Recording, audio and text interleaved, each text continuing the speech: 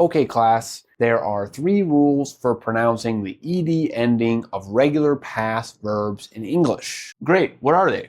It's super easy. If the last sound is voiceless, you make a T, like watched, pushed, or liked. If the last sound is voiced or a vowel, you make a D, like played, signed, improved. If the last sound is a T or a D, you make an id sound, like wanted or needed. What's a voiceless sound? A voiceless sound is a sound where you don't use your vocal cords, like ch, f, k, p, s, sh. Okay? And a voiced sound? A voiced sound is a sound where you do use your vocal cords, like g, j, l, m, n. Easy, right? Any questions? Yeah. So I just have to memorize like 20 sounds and then think about which sound to say every time I say something in the past? Has this ever happened to you?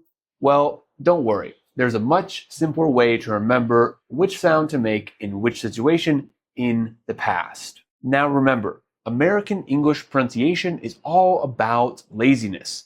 I mean, efficiency. So if we end a word with a sound made mostly with the lips and teeth kind of in the front of your mouth, like ch, k, sh, we're not going to suddenly start using our vocal cords and throat. We're just going to add a simple T sound on the end. Watched, pushed, liked.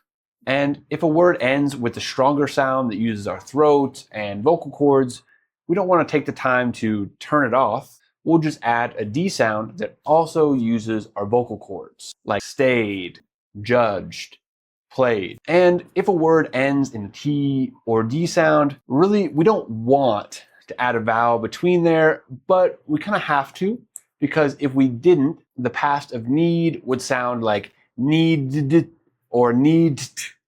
And, well, it just sounds better to say needed, wanted. So if a verb ends in T or D, we always add the id. Does that make sense? Yeah, that makes a lot more sense. Thank you.